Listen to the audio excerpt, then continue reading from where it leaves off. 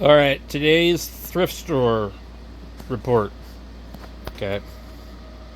For some reason, the camera's not picking things up very well. Um, I found this, and I'm like, well, I don't know. I don't know if I can use it or not.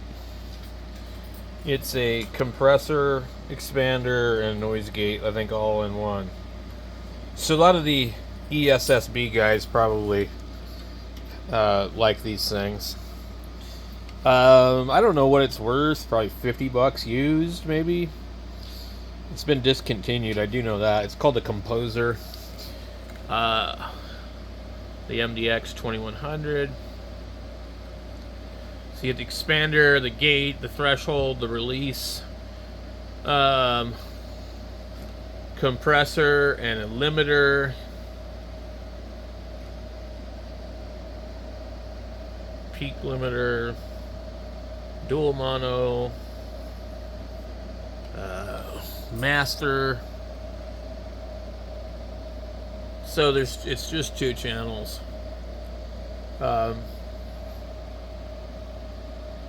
And on the back, I tried to test it with a microphone, but a little bit of poking around the internet revealed that it most likely needs a preamp to function.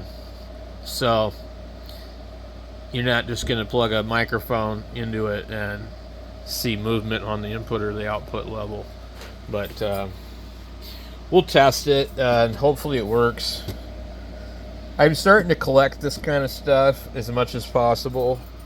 I've got a couple of these. I've got a couple of mixers. I've got this.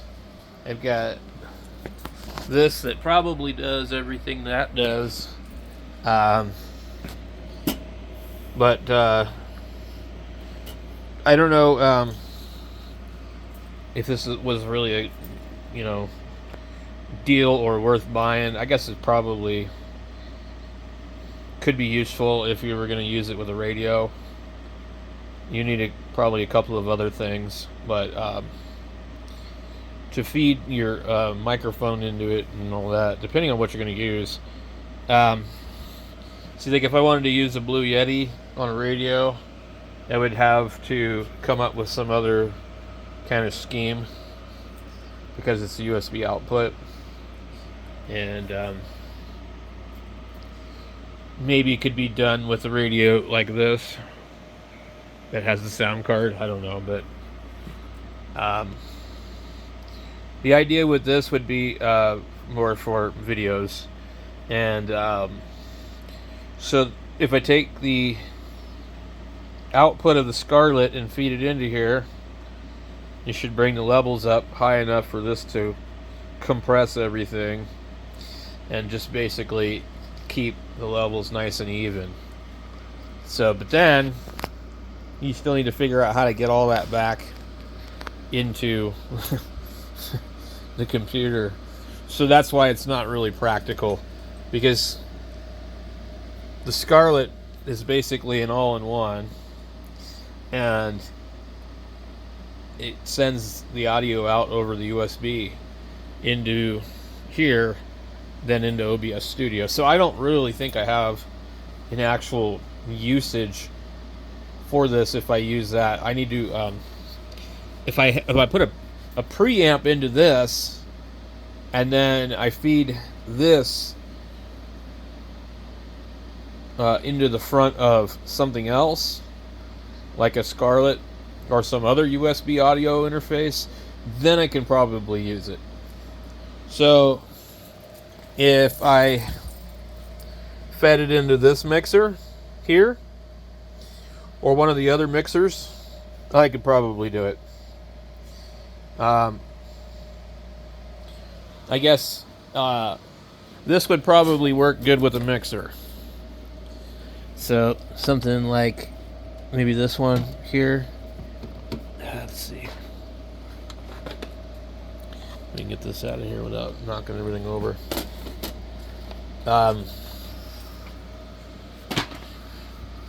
or I could feed this. I could actually feed this into it. So this, depending on how you want to do it, I think I would use this mixer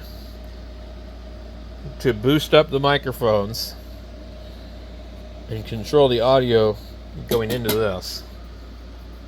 Okay, so you'd run your stereo output of this, but see, this already has all this stuff. That's why I'm like saying this is kind of stupid. I don't know how well it works. It does reverb, it does delay, it does mod, it does pitch, it does multi. But if you had that and you had something like this on the output, I have other devices too that are USB interfaces. This was like more meant for having a rack full of stuff, going into like a PA system or something like that, I think. So I'm just trying to see if there's any way I really can come up with a use for it. And right now, I need to actually test it, so I probably won't use this to test it. This is one of these Behringers I don't really like because it has a goofy, you can't see it, serial plug-in. See that? 3-pin funky connector. No power supply switch on it, and it actually gets quite hot. But it does work, and it works well, and it's got 3 EQ knobs. So one of the things about cheaper mixers is they have a high and a low and no mid. But anyway, we'll have to try and see if this thing works or not. I'm not really sure.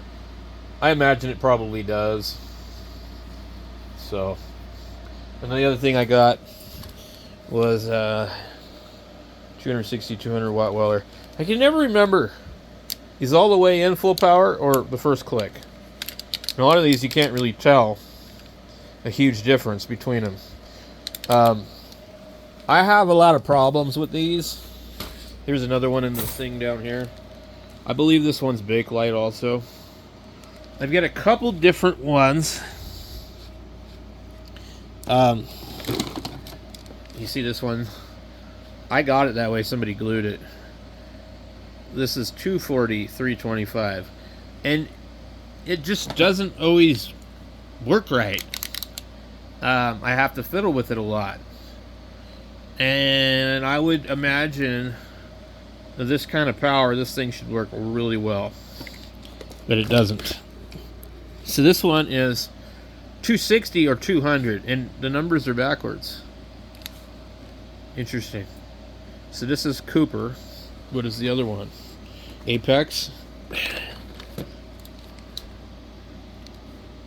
No, this is really old.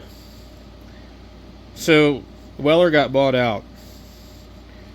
And this is when Weller was Weller, East Pennsylvania, or Easton, Pennsylvania. Duty cycle, 1 minute on, 4 minutes off. That's not good. We know that. We never follow that. So Cooper is North Carolina, and Cooper bought them out. This one, to me,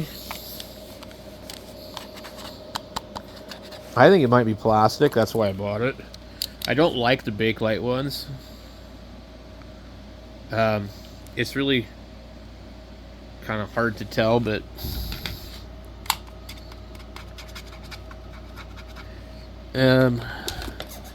this one we know is because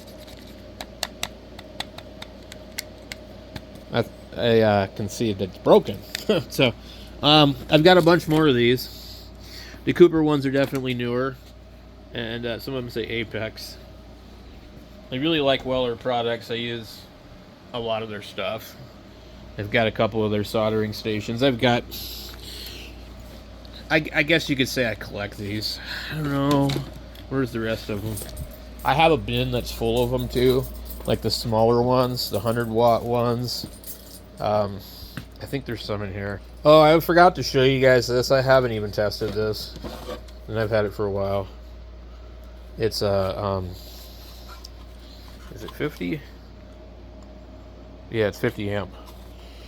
You could probably almost run an ALS 500 with this. This you could run an ALS 500 with. This thing,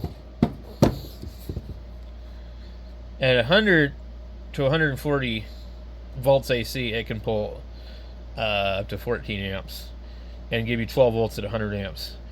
If you use the 240 volt function, this thing will put out 133 amps at 12 volts. So, I used to own an ALS 500, and I never should have got rid of it. And I was constantly looking for some kind of power supply that would run it, because I ran it off of batteries and a charger floating them.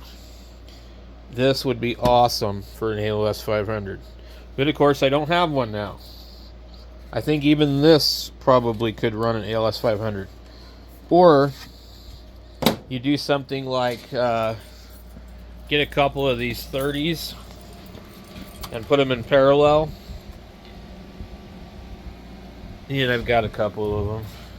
Don't know what I did with the other one, but I've got a couple of them.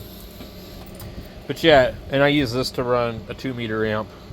Right now it's actually hooked up to my diesel heater. So these are good to have, but some of them are noisy, so you got to be careful. You know, they can put out a bunch of hash and trash. They are very affordable on Amazon. I don't know so much about a 50 watt or 50 amp, but the 30 ones are and 20s are cheap. So anyway, let's go look in the drawer. We got to get this thing out of the way. We need to get this thing out of the way.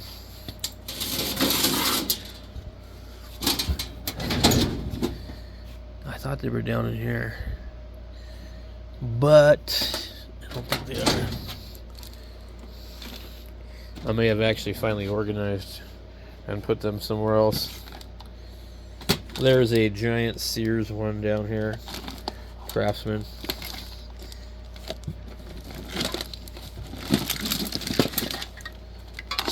This is absolutely Bakelite.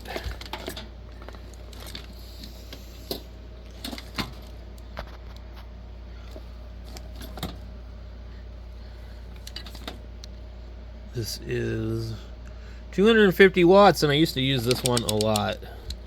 It works quite well. I need to put it somewhere else where I can actually get to it. I'll put it in my toolbox over here.